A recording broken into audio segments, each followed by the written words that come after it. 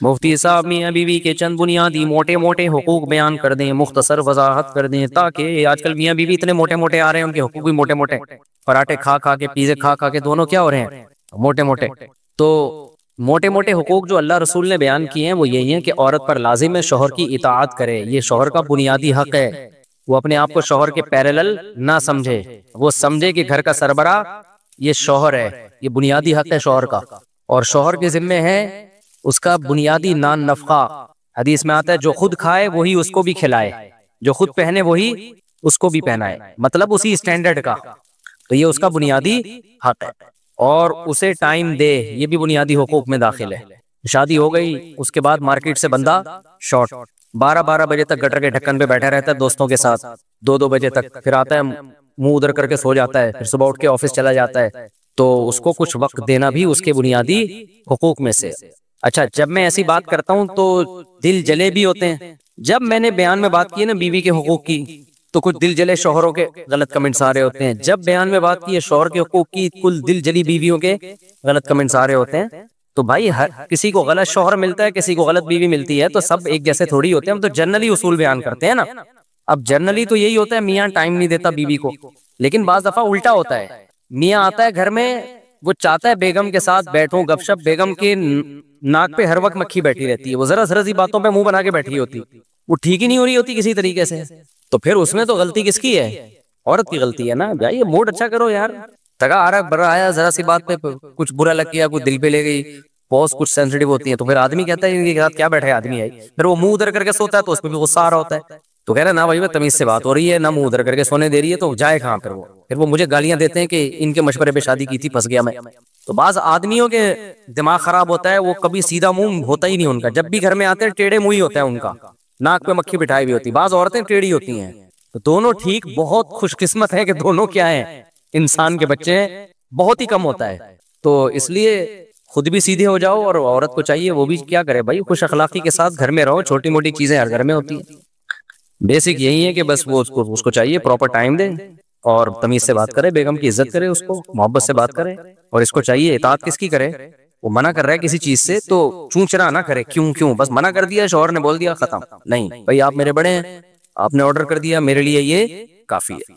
और शौहर ऑर्डर वाला लहजा भी इख्तियार ना करे, बांदी तो नहीं है ना, है तो बीवी, रिस्पेक्ट के साथ उसको मोहब्बत से कह दिया करे, बेगम काइंडली ये चीज मुझे बुरी लग रही है, काइंडली आप ऐसा ना करें यार, यूं कह दे, यूं नहीं कहो ये नहीं करो वो नहीं करो, ये तरीका ठीक नहीं होगा, फिर भी कुछ नहीं, नसीहतें जितनी मर्जी कर लो, होना वही है जो हो रहा है घरों में। तो जिंदगी की गाड़ी ऐसी ही चलती है बस। मुफ्ती साहब मैंने तीसरी शादी की है, मेरी बीवी ने मेरा जीना हराम कर रखा है, वो आए दिन लड़ती है और कहती है कि ये तो घर आ तुझे पंखे से बांधूंगी, तेरा वो हशर करूंगी। मैं क्या करूं, घर ही नहीं आओ, घर में पंखा निकलवा दो, एसी लगवा दो, किससे बांधेगी, रस्सियां खत्म कर दो घर में।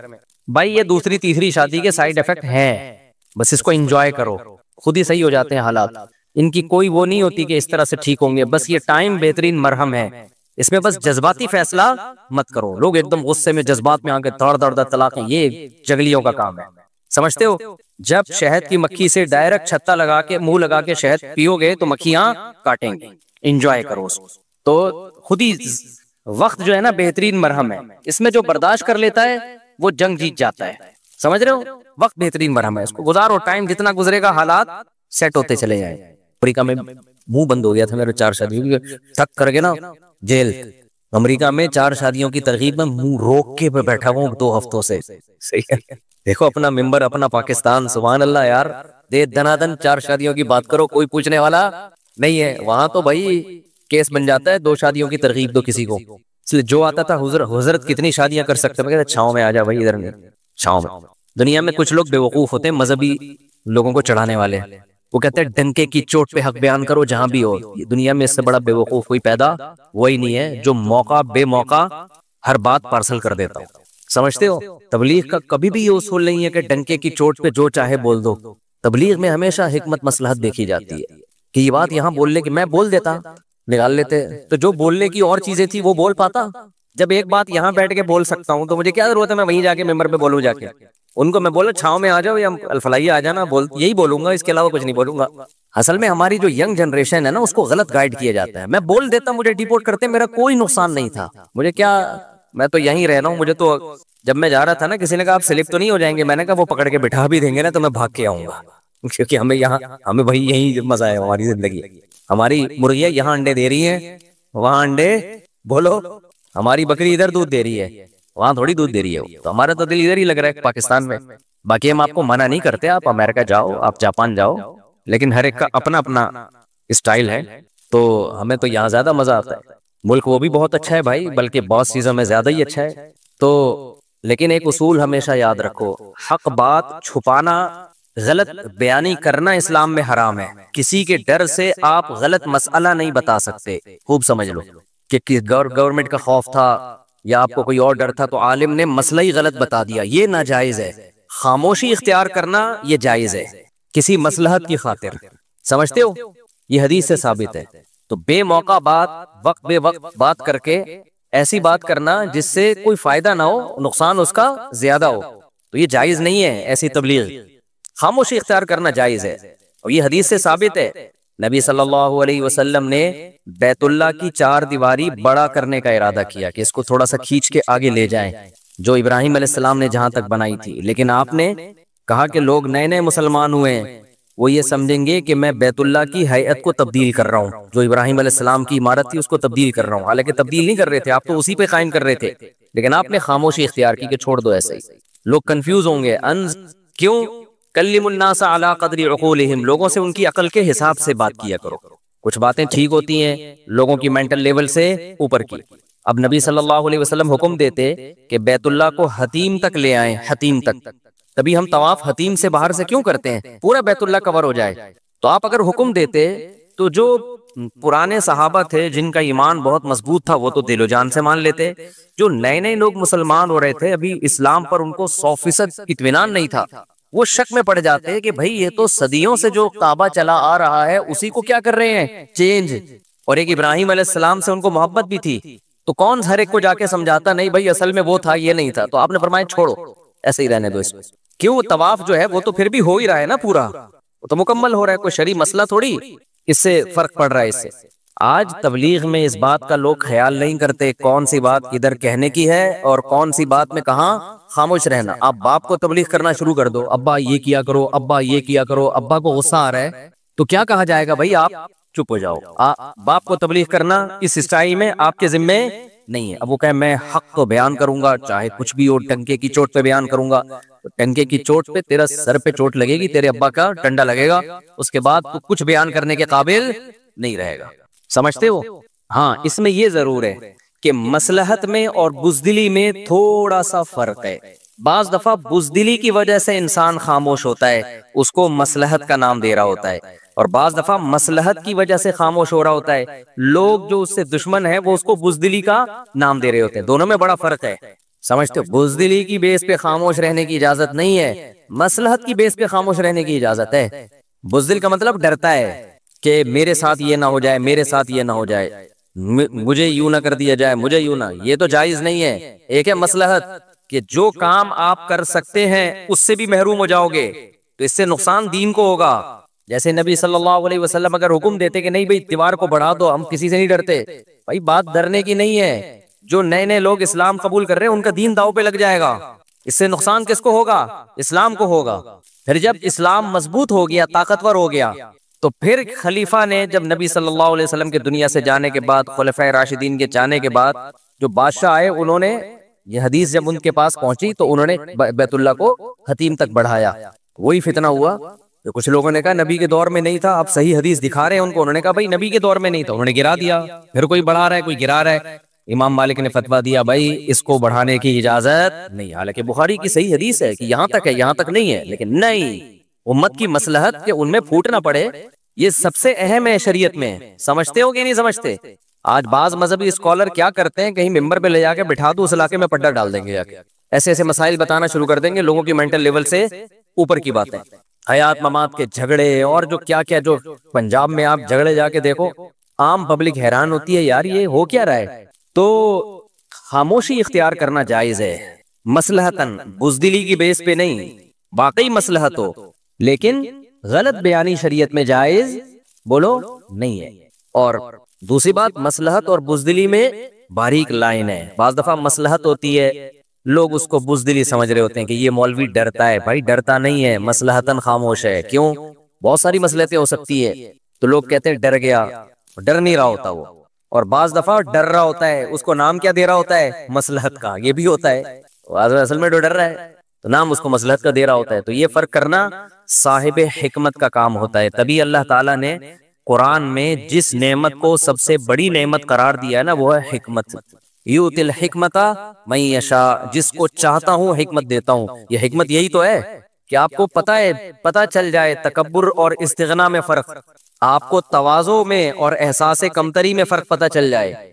इस्तिगना अलग चीज है, तकब्बुर, तकब्बुर में इंसान अकड़ता है, इस्तिगना में भी अकड़ता है, लेकिन इस्तिगना की अकड़ अल्लाह को पसंद है, तकब्बुर की अकड़ अल्लाह को पसंद बोलो नहीं है।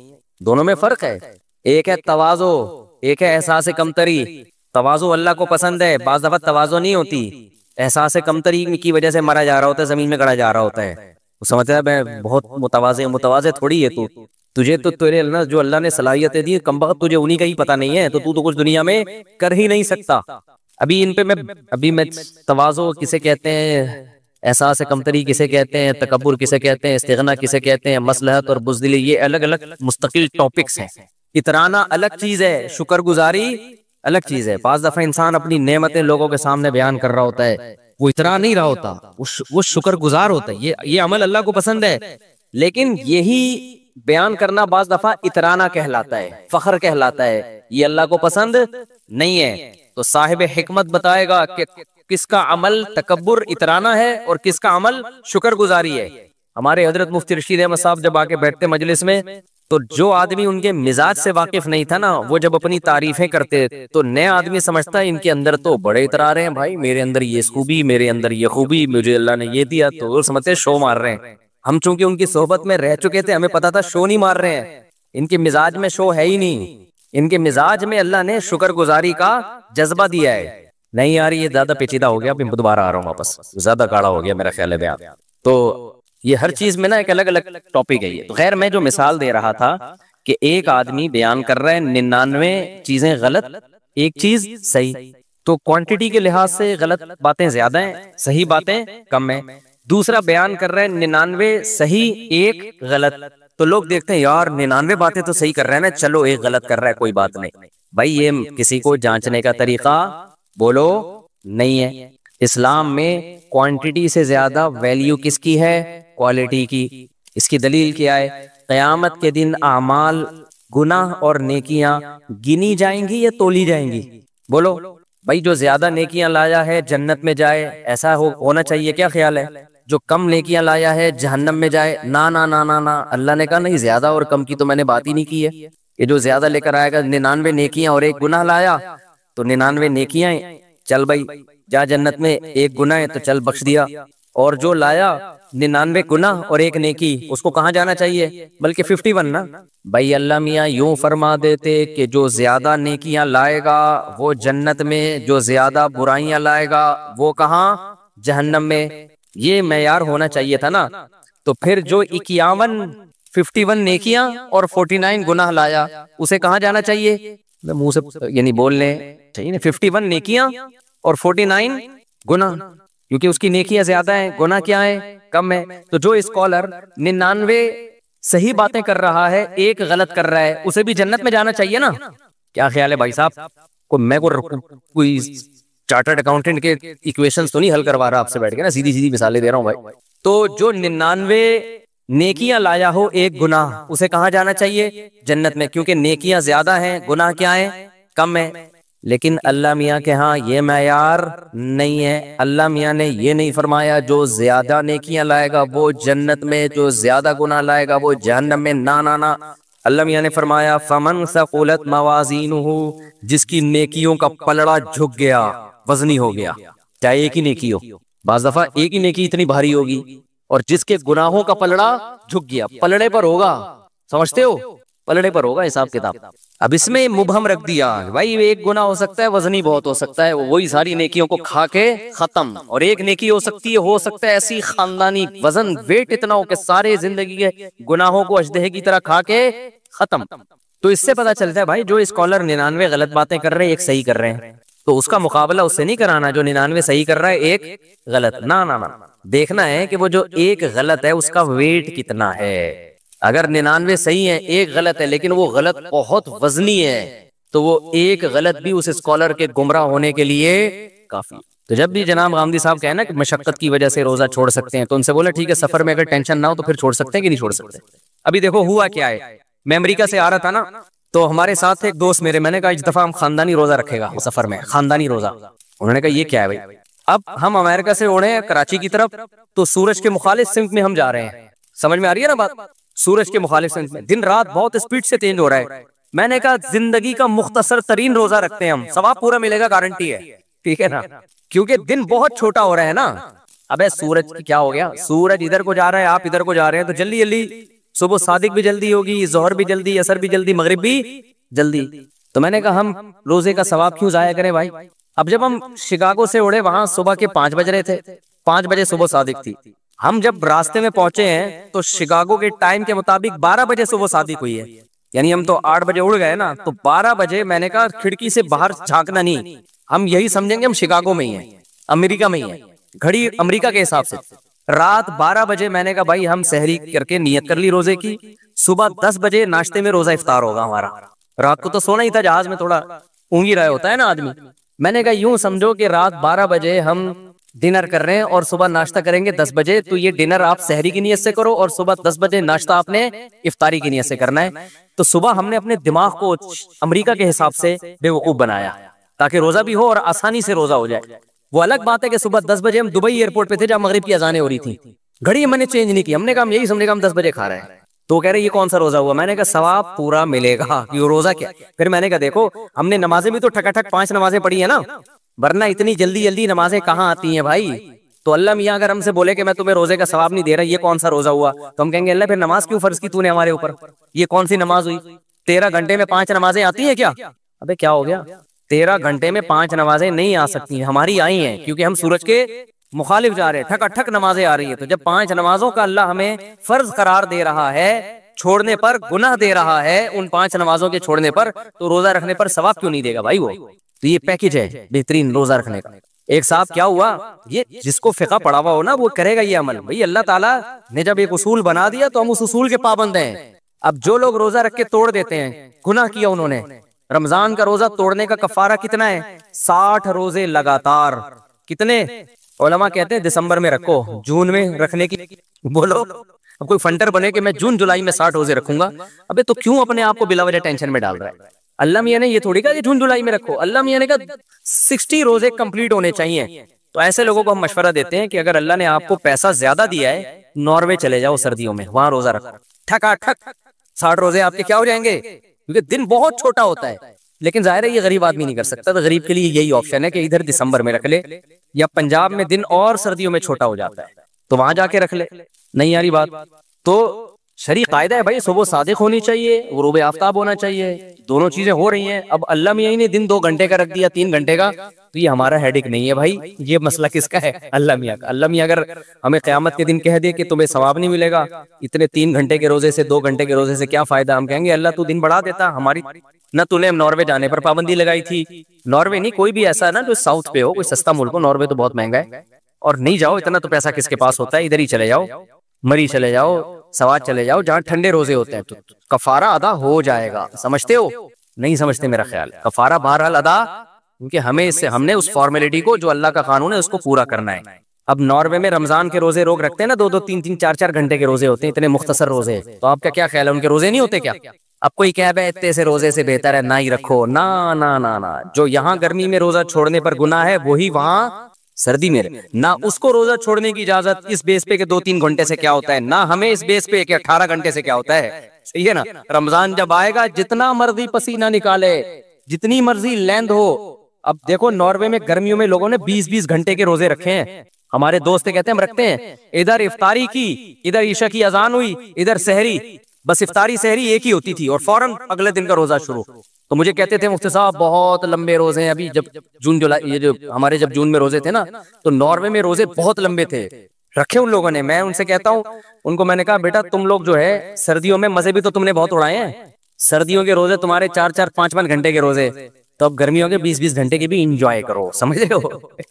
तो अभी तो सिर्फ इस पे बताने के लिए कि दीन किससे सीखना है भाई, उलमा से सीखना है। हाँ 2 नंबर होते हैं उलमा में, लेकिन 1 नंबर भी किसमें मिलेंगे आपको, बोला। और ये ना देखा करो इतनी बातें फला की सही है, एक गलत हो गई तो क्या हो गया भाई, वो एक गलत की क्वालिटी देखा करो, क्वांटिटी ना देखा करो। उसका वजन इतना भारी होता है ना कि उससे इस स्कॉलर की हैसियत खत्म। रिस्क की तंगी कैसे दूर करें, रिस्क में तंगी हो तो इससे कैसे निकला जाए, जबकि गुनाहों से तौबा भी कर ली हो। नदीम साहब इंडिया से, गुनाहों से अगर आपने सच्ची तौबा की है तो आपके लिए खुशखबरी है, इंशाअल्लाह अल्लाह रिस्क की तंगी दूर करेगा। वमन यत्तक़िल्लाह यजअल लहू मखरजा व यरज़ुक़हू मिन हैसु ला यहतसिब, जो अल्लाह से डरता है अल्लाह उसे ऐसी जगह से रिस्क देता है जहाँ से उसका गुमान भी नहीं होता। तो जनाब नदीम साहब आपने तौबा कर लिए, इंशाअल्लाह अल्लाह से उम्मीद है रिस्क के दरवाजे खुलेंगे, लेकिन आपने दुनियावी असबाब भी इख्तियार करने हैं, सुस्ती नहीं करनी है आपने। रात को तहज्जुद में उठ के अल्लाह से दुआ मांग लें, अल्लाह मेरे रिस्क में बरकत दे। और बिजनेस है या जॉब है वो दयानतदारी के साथ तलाश भी करें और करने की कोशिश भी करें। तो ऐसा ना हो कि हाथ पे हाथ रख के बैठ जाए, तो ये फिर अल्लाह का कोई वादा नहीं है। गिफ्ट देकर वापस ले सकते हैं, क्या किसी को गिफ्ट देकर वापस करना जायज़ है? मैंने अपने छोटे भाई को कुछ चीज़ें गिफ्ट की थी, इसने उन्हें अभी इस्तेमाल तक नहीं किया बल्कि फेंक कर रख दिया, तो क्या मैं वो चीज़ें वापस ले सकता हूँ? तारिक इकबाल बांग्लादेश से, अगर वो इस्तेमाल ही नहीं कर रहा, फेंक रहा है, नाकदरी कर रहा है तो फिर तो ले सकते हैं, अदरवाइज़ हदीस में आता है जो शख्स तोहफ़ा दे के वापस ले तो ये ऐसे है जैसे कुत्ता कै करके चाट लेता है, अपनी ही कै को चाट लेता है। तो जैसे ये गंदा अमल है, ऐसे ही तोहफ़ा देके वापस लेना भी एक बुरा अमल है। लेकिन आप जो कंडीशन बयान कर रहे हैं उसमें लेने की गुंजाइश है। रात को सूरह मुल्क पढ़ने की फजीलत, मैं काफ़ी वक्त से सोने से पहले सूरह मुल्क पढ़कर सोता हूँ, क्या ऐसा करना मेरे लिए सही है? सुल्तान साहब यूपी से, जी बिल्कुल सही है, रात को सूरह मुल्क ईशा के बाद पढ़ने की फजीलत है। और एक रिवायत में आता है अज़ाब क़ब्र से हिफाजत होती है, तो पढ़ना चाहिए। शौहर और साली के गैर ज़रूरी ताल्लुक़ात, मेरी बड़ी बहन के शौहर बैरून मुल्क में हैं, तकरीबन 3-4 साल हो गए हैं, इनका कोई भी काम होता है तो मेरे शौहर से करवाती है, यानी मेरी बड़ी बहन के शौहर, यानी इनकी बहन इनके शौहर से जो भी काम हो घरदारी का वो करवाती है। कभी खुद भी इनके साथ चली जाती हैं, पहले मैंने कुछ नहीं कहा लेकिन बाद में मुझे खटका हुआ तो मैंने इससे मना कर दिया, लेकिन इसके बावजूद ये सिलसिला जारी रहा। कई दफ़ा मेरी शौहर से लड़ाई भी हुई इस बारे में, मगर वो बोलते हैं कि हमारा दिल साफ़ है। अब मैं बहुत परेशान हो गई हूँ, मुझे क्या करना चाहिए? आपने गलती की है, कितना भी दिल साफ़ हो, साली नामहरम है, भाभी नामहरम है, इनके साथ बेतकल्लुफ़ होना, हा हा हू ही गप्पे लगाना, उनके साथ शॉपिंग के लिए बाजार में जाना हराम है, नाजायज़ है, इस्लाम ने पाबंदी लगाई है। इस बहस में इस्लाम आपको पढ़ने की इजाज़त ही नहीं देता कि आपकी नीयत क्या है। ये गैर मुस्लिमों के मसाइल हैं, वो लोग क्या करते हैं, एक्चुअली हमारा दिल साफ़ है और एक्चुअली कुछ नहीं होता, ये तो भाभी तो बहन की तरह होती है और साली तो आधी घरवाली होती है, वगैरह वगैरह। तो उनका कल्चर देखें आप क्या हो चुका है, बर्बाद हो चुका है, घरों में कितनी बदकारियाँ हो रही हैं। तो अल्लाह ताला ने जब कुरान में पाबंदी लगा दी कि तुम्हारी बीवी है, उसकी बहन से, वो बहन तुमसे पर्दा फ़र्ज़ है, तो आप क्यों उससे फ्री हो रहे हैं? तो जब आपके शौहर आपके साली जो है ना उससे बेतकल्लुफ़ हो रहे थे, आपको उनको डराना चाहिए था अल्लाह के अजाब से। मर्द ये गड़बड़ कर रहे होते हैं कि हमारा दिल साफ़ है, आप बोले भाई आपका दिल साफ़ है या नहीं है, आप कोई फरिश्ते नहीं हैं, आपकी शादी मुझसे हुई है, मेरी बहन से नहीं हुई, और अपनी बहन को भी सीधा कर दें कि तुम क्यों इससे फ्री हो, कि मेरे शौहर से तुम क्यों फ्री हो रही हो। तो ये बहस ही गलत है कि दिल साफ़ है या ख़राब है, इस्लाम ने बेसिक पर ही पाबंदी लगा दी है। तो भाभी पर भी लाजिम है कि वो देवर से पर्दा करे। अल्हम्दुलिल्लाह मैं नेमत के तौर पे बयान कर रहा हूँ, शो मारने के लिए नहीं, मैं इसलिए बयान कर रहा हूँ कि लोग कहते हैं कि ये आजकल मुमकिन ही नहीं है जॉइंट फैमिली में पर्दा। तो हम 4 भाई हम घर में इकट्ठे रहते थे, हमारे वालिद साहब का घर था, 200 गज़ का घर था, कोई ये भी नहीं कि 1000 गज़ का कोई बंगला हो। 200 गज़ के घर में हम 4 भाई और चारों की ज़ौजात भी रहती थी। अल्लाह का शुक्र है हमने कभी हमारी भाभी हमारे सामने नहीं आके बैठी, हम रहे हैं, कई साल इकट्ठे रहे हैं, भाभी हमसे पर्दा करती थी, मेरी ज़ौजा मेरे भाइयों से पर्दा करती हैं, हालांकि हम सब भाई बेतकल्लुफ़ हैं। लेकिन ऐसा अल्हम्दुलिल्लाह नहीं होता था, अब भी नहीं होता कि बैठे हुए हैं और जनाब फ्री हो रहे हैं, भाभी सामने आके बैठ गई और गप्पे मार रहे हैं। हमें तो हैरानगी होती है ये घरों में क्या माहौल चल रहा है, क्या बेहूदगी वाला माहौल है। तो बिल्कुल गलत है, इसको ठीक है, मैं नहीं कह रहा कि सारे गलत हैं, कोई भाभी देवर से बेतकल्लुफ़ हो रही है तो उसकी नीयत ख़राब है, मैं नीयतों पे डाके नहीं डाल रहा, ना मैं शुबा कर रहा हूँ, लेकिन इस्लाम ने एक ज़ाब्ता उसूल बयान कर दिया है कि नामहरम इज़ नामहरम। आपकी बहन है उससे बेतकल्लुफ़ हों, अपनी खाला से फुप्पी से बेतकल्लुफ़ हों, अपनी भांजी से, बेटी से, सौतेली बेटी से, ये आपकी बेटियाँ हैं, पोतियाँ, नवासियाँ, ये आपकी औलादें हैं। इसके अलावा आप किसी औरत से फ्री नहीं हो सकते, हा हा हू नहीं कर सकते। मुमकिन है लोग कहें मुफ्ती साहब आप भी तो समा टीवी पे फ्री हो रहे थे, वो बहुत लोगों ने इतराज़ किया ना, तो मैं जिससे जो मेरा इंटरव्यू ले रही थी ना समर टेलीविज़न पे, वो मेरे सामने नहीं थी और मुझे नहीं पता था उन्होंने दुपट्टा लिया हुआ कि नहीं लिया हुआ। मेरे सामने एक मोटी मोटी मूँछों वाला आदमी बैठा हुआ था, तो इसलिए उसको ये कहना कि सामने बैठ के किसी लड़की से फ्री हो रहा हूँ, ये इल्ज़ाम गलत है। तो बहरहाल आपको चाहिए अब आप अपने शौहर को पाबंदी लगा दें, बोलें ये चीज़ें मैं बर्दाश्त नहीं करूँगी, आप जितने भी नेक हैं आपको मेरी बहन से फ्री होने की इजाज़त नहीं, और अपनी बहन के भी स्क्रू थोड़े टाइट करें, आप उसकी शादी करवाएं ताकि अपने घर में जाए और ये फसाद ना बिचाए यहाँ पे। तो मेरे भाई ये जो गोरा जिस अय्याशी की तरफ जा रहा है ना, उस अय्याशी में आपको नेचुरल चीज़ों का मज़ा क्या हो जाएगा, ख़राब, बर्बाद। बीवी बच्चे ही अच्छे नहीं लगते आजकल लोगों को। मैं अक्सर एक वाक़या सुनाता हूँ किसी गाँव का। अक्सर हम 2 महीने ना पहले जाया करते थे मदरसे में, जब गांव में जैसे कोई बड़े उस्ताद हैं उनसे अरबी ग्रामर की प्रैक्टिस करने 2-2 महीने हम गुजार के आते थे। तो हमारे एक दोस्त था, पठान था, उसकी शादी हुई भी थी, 2 महीने से वो घर नहीं गया। हम तो कमारे छड़े छाट थे। जब हम वापस आ रहे थे ना, कोयटा की तरफ आ रहे थे हम उस गाँव से, वो गाड़ी भगा रहा है, ऐसे लग रहा है 20-30 बंदों को ना दरमियान में कुचल दे। हमने कहा भाई क्या हो गया?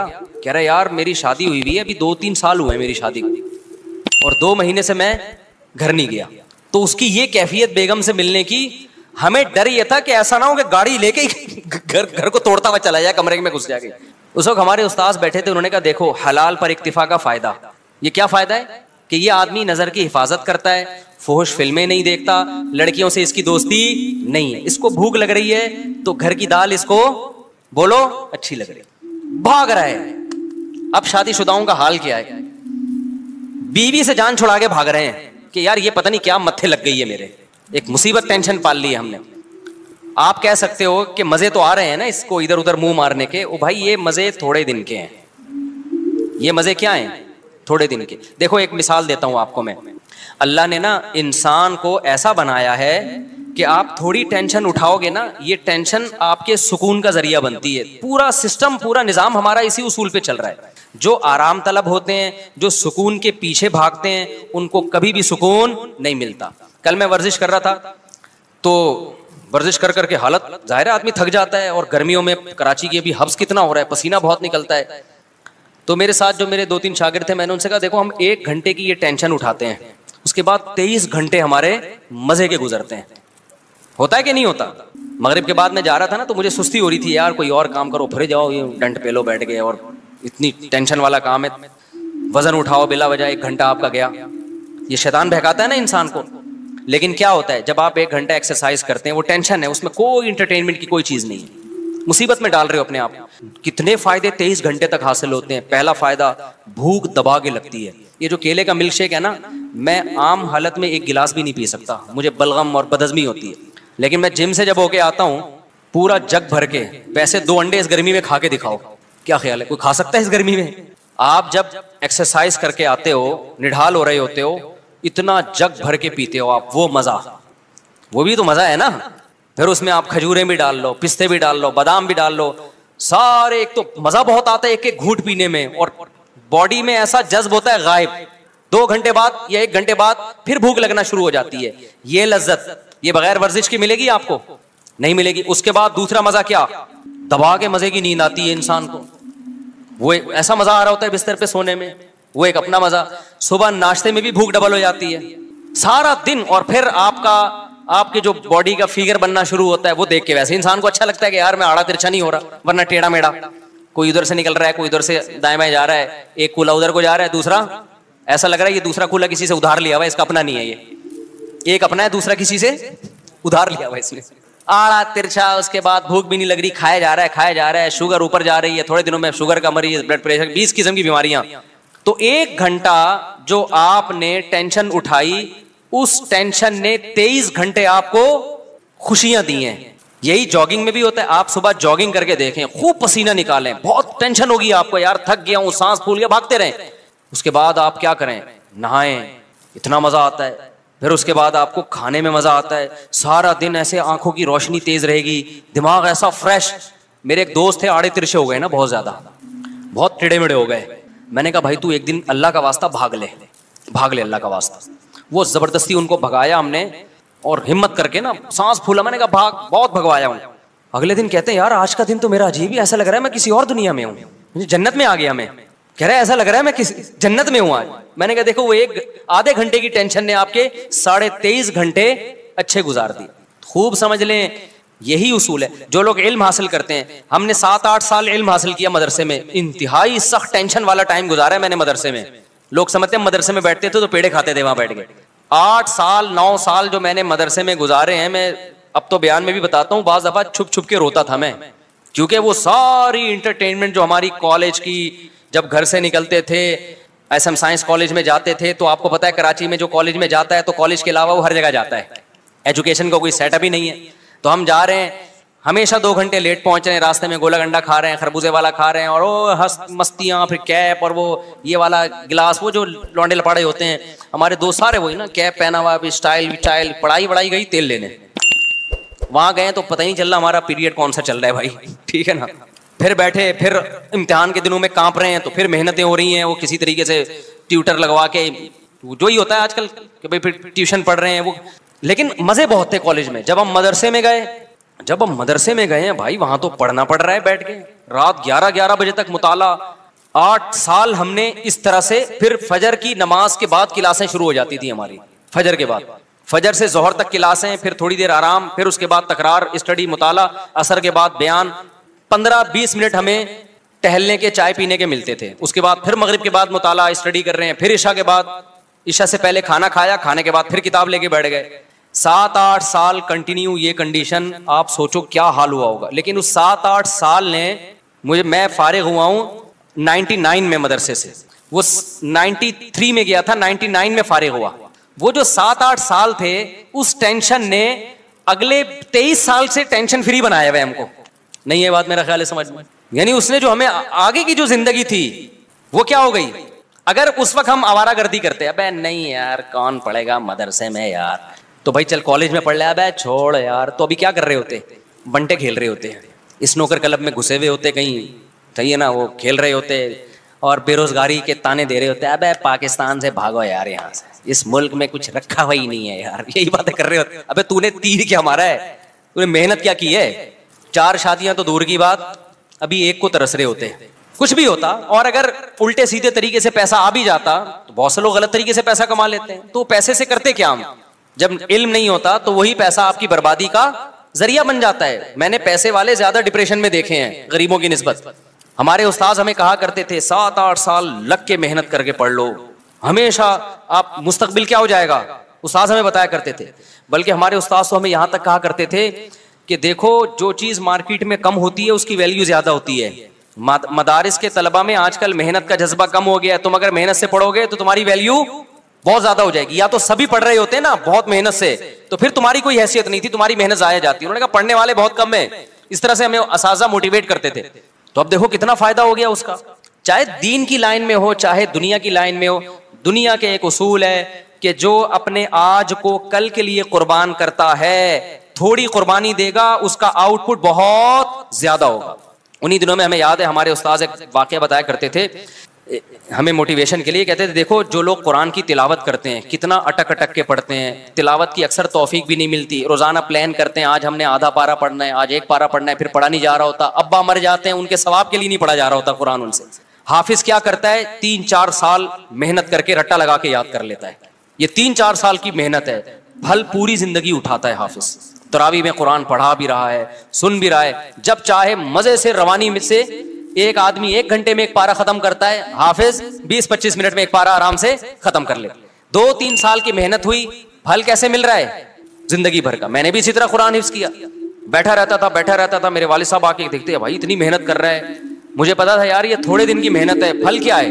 अब आप देखो ना बयान में कैसे मैं कुरान की आयतें पढ़ रहा होता हूं, अगर मैं हिफ्ज ना करता तो क्या मेरे बयान में जान पैदा होती, नहीं जान पे मैं बार बार कुरान उठा के मंगवा रहा होता यार ये वाली आयत जरा, अव्वल तो आयतें जहन में ही नहीं आती। फिर हमने तरावी पढ़ाना शुरू की हिफ्ज की वजह से, उस तरावीज में कुरान रिवाइज होता है और कुरान के मानी और मारिफ खुलते हैं।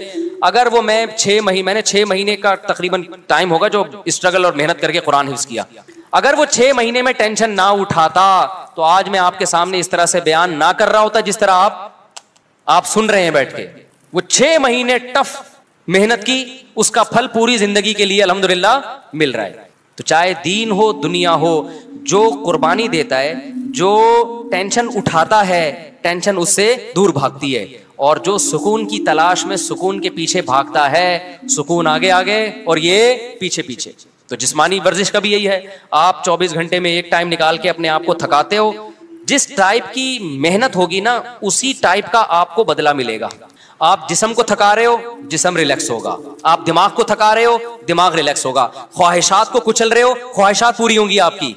नहीं आई बात? आप अपनी हराम ख्वाहिशात पे कंट्रोल करते हो ना, जिनसी ख्वाहिशात पे, आपकी जिनसी ख्वाहिशात पूरी होंगी, हलाल में अल्लाह लज्जत को डबल कर देगा। नहीं आ रही बात मेरा ख्याल। आज आप अपने आप को फौश फिल्मों से रोक लेते हो कि मैं अपनी ख्वाहिशात कुछ लूंगा, आज आप अपने आप को ये हाथ बात और ये गलत कार्यों से रोक लेते हो कि मैं अपनी ख्वाहिशात को कुर्बान करूंगा, तो ये कुर्बानी वक्ती है, लेकिन इसकी जो असर है वो हमेशा कायम रहेगा। एक डॉक्टर से मेरी बात हो रही थी, वो यही बात कर रहे थे, नहीं एक्चुअली ये डिप्रेशन स्ट्रेस ट्रोपिड्रामे ना। मैंने कहा डॉक्टर साहब मुझे एक बात बताओ, मेरे जानने वालों में एक बुजुर्ग 80 साल के, कितने, जो बुराइयों से हमेशा, बुजुर्ग थे ना, बुजुर्ग का मतलब बुराइयों से बचते रहे, नमाज के पाबंद और नजर की हमेशा उन्होंने हिफाजत की, अपनी बीवी से उन्होंने हमेशा वफा की, कोई मेडिकल साइंस के टोटके और नुस्खे उनको मालूम नहीं, कोई हकीमों से स्पेशल उनका ताल्लुक नहीं, 80 साल में उन्होंने दूसरी शादी की है और उनके औलाद हुई है। नहीं आई मेरा ख्याल है बात समझ में? मैंने कहा यहाँ तो मेडिकल साइंस क्या हो रही है, फेल हो रही है। ना उन्होंने कभी फौज फिल्म देखी, ना उन्होंने कभी आड़े तिरछे उल्टे सीधे काम किए, नजर की हमेशा हिफाजत की, उनमें इतनी पावर कहां से आ गई? मैंने कहा हमारा फलसफा ये है भाई कि जो इन बुराइयों से बचेगा वो ज्यादा पावरफुल होगा। हाँ, वक्ती तौर पे ठरक का पैदा हो जाना, ये तो जो जितने गुनाह करता है उसकी ठरक बढ़ती है, वो ठरक और चीज है मेरे भाई, और ताकत और कुव्वत एक अलग चीज है। आजकल ठरकियों को समझा जा रहा है कि ये बड़े पावरफुल हैं, कि कहीं ब्रेकें इनकी फेल हो गई हैं, तो इसलिए फितरत से कभी मत लड़ो। देखो इस्लाम कभी ऐसी चीज का ऑर्डर आपको नहीं करता जो आपकी सेहत के लिए नुकसानदेह हो, कभी भी नहीं करेगा। इस्लाम ने अगर एक चीज पे पाबंदी लगाई है तो इसका मतलब यही हमारी सेहत के लिए भी मुफीद है, यही हमारे दिमाग के लिए भी मुफीद है। अब जो होमोसेक्सुअलिटी को हमारी सोसाइटी में प्रोमोट किया जा रहा है, ये हुआ क्या है? 1990 तक कहा जाता है कि अमेरिका में ये जो लड़कों से बदफेली का शौक है, ये एक नफ्सियाती बीमारी समझा जाता था, और है भी बीमारी। बाद में उसको क्या कर दिया उन्होंने? लीगल। क्यों कर दिया? इसलिए कि इतने ज्यादा बीमार पैदा हो गए कि अब उनके हुकूक के तहफ्फुज की फिक्र पड़ गई उन लोगों को। कल एक फेसबुक पे कोई तस्वीर शायद, 2 लड़कियों ने इंडिया में कहीं शादी की आपस में, एक को लड़का बना दिया और एक को लड़की बना दिया, और ये खुश हो रहे हैं कि यार हम इसी तरह से मुतमईन हैं। आप इस तरह से थोड़े दिन तक सेटिस्फाई हो गए, लेकिन ना आपको औलाद मिलेगी, ना आपको औलाद की खुशियां, और ना आपको वो मोहब्बत मिलेगी जो मियाँ बीवी में होती है। 2 लड़के आपस में वो मोहब्बत कर नहीं सकते, 2 लड़कियां आपस में वो मोहब्बत कर नहीं सकती, वो मिलेगी नहीं। इससे आप डिप्रेशन में जाओगे। इन लोगों में खुदकुशियों का रेशो बहुत ज्यादा है। तो हम तो जानते हैं भाई उलमा को, सोलहा को। अभी देखो सऊदी अरब में एक खबर आई है कि 90 साल के बुजुर्ग ने एक 18 साल की लड़की से शादी की है। ये पोस्ट चली है, उस पर लोग बड़ा मजाक भी उड़ा रहे हैं। अब मुझे नहीं पता उस लड़की ने क्या देख के 90 साल के बुजुर्ग से शादी कर ली। हमसे मशवरा लेती तो हम कहते भाई इतने सारे लोग यहाँ बैठे हुए हैं, 20-20 साल के भी, 22-22 साल के भी, तो वो एक अलग कहानी है। मैं उसके वो नहीं कर रहा कि 90 साल वाले को 18 साल से करनी चाहिए या 18 वाले को, वो एक अलग कहानी है, उस पर बहुत कुछ पहले कह भी चुका हूं मैं। लेकिन उस 90 साल के जो बाबा हैं, मुतशर्रे हैं, दीनदार हैं, इसका मतलब भाई दीनदारी में कोई तो खास चीज है कि यार कि 90 साल में आप क्या कर रहे हो? 18 साल की लड़की से आप में शादी का जज्बा है, तो ये दीन, मजहब, नजर की हिफाजत, ये पायदार लज्जतों का जरिया है। और ये जो वक्ती तौर पर आप अपनी ख्वाहिशात बढ़ा बढ़ा के जो करते हो ना जो काम, ये वक्ती हैं, लेकिन लॉन्ग टर्म, ज्यादा टाइम गुजरने के बाद ये सारी चीजें आपकी बॉडी को भी डैमेज कर रही हैं और आपकी खोपड़ी को भी डैमेज कर रही हैं। एक बात बयान करके बस फिर मैं अपने असल टॉपिक की तरफ आता हूं, बात को समेटता हूं। एक बात खूब समझ लें, मैं ये बात बयान कर रहा था कि हमारे डॉक्टर लोग कहते हैं कि भाई ये तो सारे ही करते हैं। ये बात बिल्कुल गलत है। मैं मानता हूं कि अब बहुत से लड़कों ने ये करना शुरू कर दिया, लेकिन ये नेचुरल नहीं है। ये लड़के लड़कों से सुन के करते हैं या फौज फिल्में देख के। हम कई अपने दोस्तों को जानते हैं जो बुलूगत की दहलीज पे कदम रखा, ना उन्होंने फौज फिल्म देखी, ना उनके आड़े तिरछे दोस्त थे, उनकी शादियां 25, 26, 30 साल में हुई, जिंदगी में एक दफा भी उन्होंने ये काम नहीं किया। तो ये नेचुरल नहीं है। हाँ, ये जरूर है कि जब आप सुनते हो या फौज फिल्में देख के अपनी ख्वाहिशात को भड़काते हो फिर आपके पास कोई रास्ता पूरे करने का जरिए नहीं होता, फिर आप इस तरफ आते हो। फिर जब एक दफा आ गए, फिर 2 दफा, फिर 3 दफा, फिर लत पड़ जाती है। फिर आप बजाय इसके कि आप इसको कहो कि ये नेचुरल नहीं है, बल्कि आप इस पे नेचर का लेबल लगाते हो, ये क्या है भाई, ये तो नेचुरल है। मैं एक मिसाल देता हूं आपको। देखो, हजरत उस्मान इब्ने मज़ऊन रजी अल्लाह ताला अन्हु एक सहाबी थे, उनसे हदीस मरवी है, सही हदीस है। वो फरमाते हैं हम जब सफर पे जाते हैं ना तो अपनी बीवियों से हम दूर हो जाते हैं, तो हमें बहुत ज्यादा शहवत का गलबा होता हमारे ऊपर। तो हमने रसूलुल्लाह सल्लल्लाहु अलैहि वसल्लम से इजाजत मांगी कि गुनाह का खतरा है, हमें कहीं जिना में ना पड़ जाएं, आप हमें इजाजत दें कि हम अपने आप को नामर्द बना लें, कोई ऑपरेशन करके या कोई दवा खा के, ताकि हम बुराई से बचें। तो नबी सल्लल्लाहु अलैहि वसल्लम ने फरमाया, ना, ये काम करने की तुम्हें इजाजत, नामर्द बनने की इजाजत क्यों? फरमाया तज़व्वजुल वदूद अल वलूद, तुम निकाह की तरफ जाओ, मजबूर होकर निकाह करो ताकि तुम्हारी औलाद हो। अल्लाह ने इतनी शदीद ख्वाहिश इसलिए रखी है ताकि तुम मजबूर होकर किसकी तरफ जाओ, ना चाहते हुए भी निकाह करो तुम। आप मुझे बताओ, उनके लिए कितनी टेंशन थी, वो अपने आप को खसी करना चाह रहे थे, शदीद टेंशन में होंगे ना, लेकिन ना उनका ख्याल आया कि भाई मैं हैंड प्रैक्टिस के जरिए अपने आप को डिस्चार्ज कर लेता हूँ और अपनी टेंशन को मैं खत्म कर लेता हूँ। ना पैगंबर ने उनको कोई मशवरा दिया। क्यों? अरब इस चीज से वाकिफ नहीं थे, ये था ही नहीं। तभी हमें, मैं जब इसके खिलाफ बात करता हूँ ना, हैंड प्रैक्टिस के खिलाफ, तो बाज लोग कहते हैं इसके नाजायज होने की कोई दलील नहीं है, कोई हदीस नहीं है। भाई हदीस इसलिए नहीं है कि सहाबा में ये अमल था ही नहीं, वो जानते ही नहीं थे। ये तो लूत अलैहिस्सलाम की कौम ने लड़कों से बदफेली की है तो कुरान ने उसको जिक्र कर दिया, वरना अरबों में ये लड़कों से बदफेली भी नहीं थी। कोई एक वाकया हमें नबी के दौर में नहीं मिलता कि किसी ने ये काम किया हो, हालांकि बुत परस्ती थी, शिरक था, सब कुछ। ये नेचुरल नहीं है। इन चीजों की तरफ इंसान जब जाता है, जब गलत तरीके से अपनी ख्वाहिशात को भड़का रहा हो और हलाल का ऑप्शन उसके पास बंद हो चुका हो। देखो, भूख आपको लग रही हो, रोटी ना मिले, तो फिर आपके सामने जो चीज आएगी, एक वक्त कोई गुटखा भी रखा होगा ना, आप खा लोगे उसको, आहिस्ता आहिस्ता आपको गुटके की आदत पड़ जाएगी। फिर आपको रोटी में वो मजा नहीं आएगा जो किसमें आएगा, गुटके में मजा आएगा। तो हमारे नबी सल्लल्लाहु अलैहि वसल्लम ने नहीं कहा कि इस तरह से ना, कि भाई ये तो है ही नहीं, ये तो नेचुरल ही नहीं है। तो इसलिए अपने आप को इन तमाम बुराइयों से बचाएं, और अगर खुदा न ख्वास्ता किसी से बुराई हो जाती है, आदत पड़ चुकी है, तो मैं एक तरीका बताता हूं आदत छोड़ने का।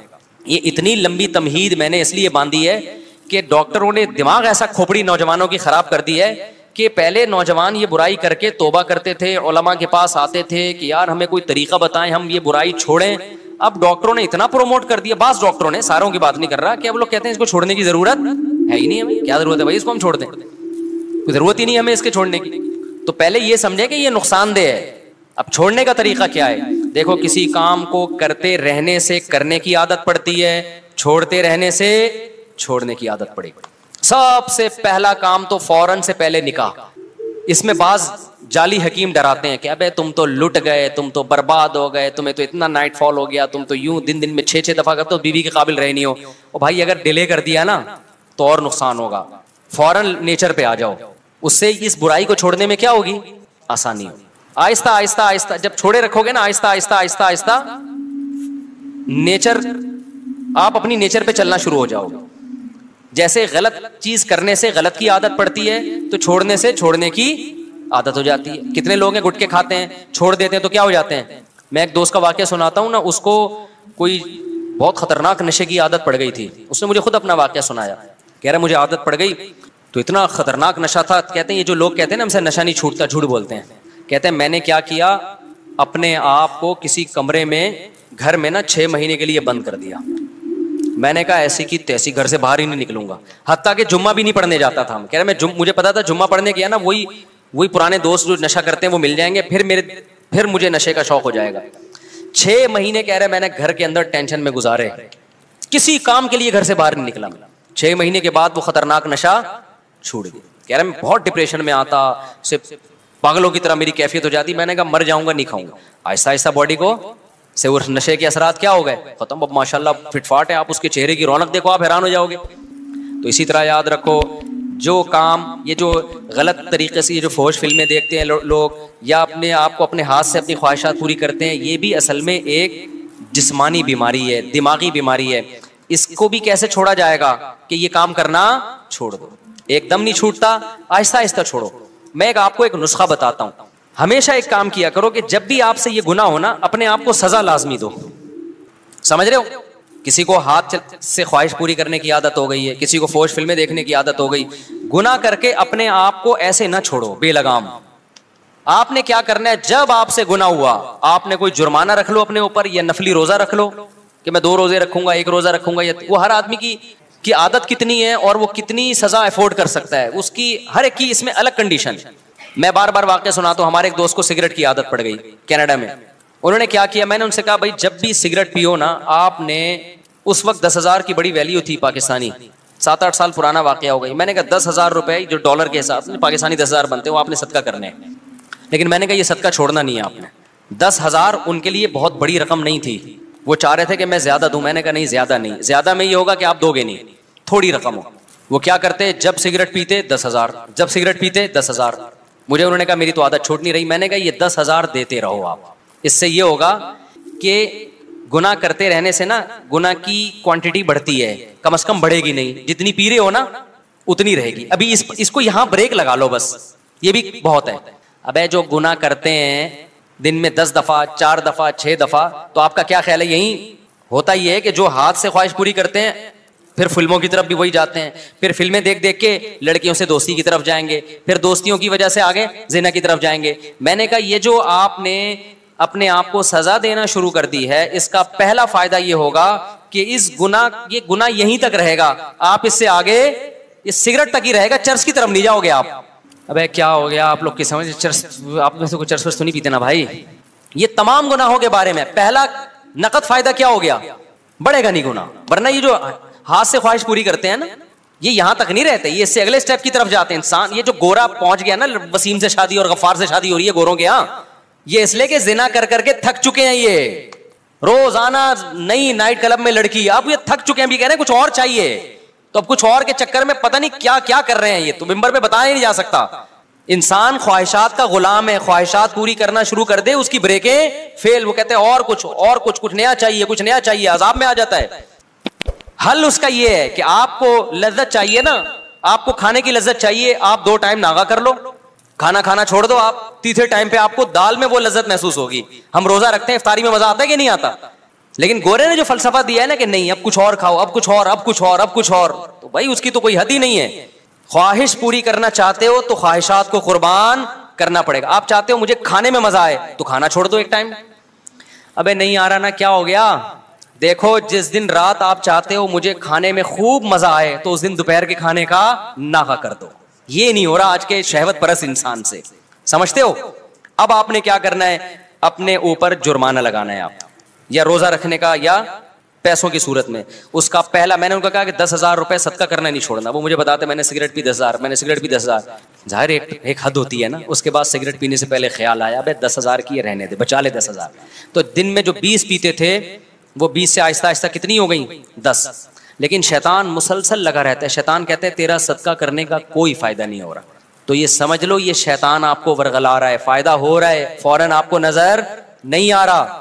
होते होते 10 से 5 पे, 5 से 1 पे, और उसके बाद छूट गई वो। तो ये छूटेगा गुनाह बशर्ते कि आप अपने आप को सजा दें, क्योंकि पहले कम होगा। पहले तो ये होगा कि मजीद आगे की तरफ नहीं जाएंगे, उसके बाद हो सकता है साल लग जाए, 1.5 साल लग जाए, फिर और कम होगा। होते होते होते आहिस्ता आहिस्ता ये खत्म हो जाएगा। समझ में आ रही है कि नहीं आ रही। तो अपने आप को अगर नफ्स और शैतान के हवाले कर दिया ना आपने, क्या भाई बस हमसे नहीं छूटता। क्योंकि जो लड़के ये बुराई करते हैं फौज फिल्मों की, और ये वो कहते हैं यार ये हमसे नहीं होता। कई लोग आए हैं मेरे पास, कह रहे हम तौबा कर लेते हैं, बहुत ज्यादा 1 हफ्ता बचते हैं, उसके बाद फिर हम पे ख्वाहिश जो है ना भूत सवार हो जाता है, फिर हम बुराई में पड़ जाते हैं। तो भाई आप अपने आप को सजा दो, बुराई में पड़ जाओ, फिर सजा दो, फिर पड़ जाओ, फिर सजा दो। आहिस्ता आहिस्ता क्या होगा, और हलाल की तरफ भी जाओ, तो आहिस्ता आहिस्ता इंशाल्लाह ये बुराई क्या हो जाएगी, खत्म हो जाएगी। और अल्लाह ताला आपको हलाल में वो लद्दत अता फरमाएंगे जो एक शख्स को हराम में मुयस्सर नहीं है। वो कैफियत हो जाएगी जो गाड़ी लेके भाग रहा था, ठीक है ना, वो कैफियत हो जाएगी। भाग रहा था गाड़ी लेके, पता नहीं कितने लोग बीच में मार दिए होंगे उसने अपनी बीवी से मोहब्बत के चक्कर में। तो आज औरतों का एक मोटिवेशन स्पीकर है, उनका एक बयान मैंने सुना।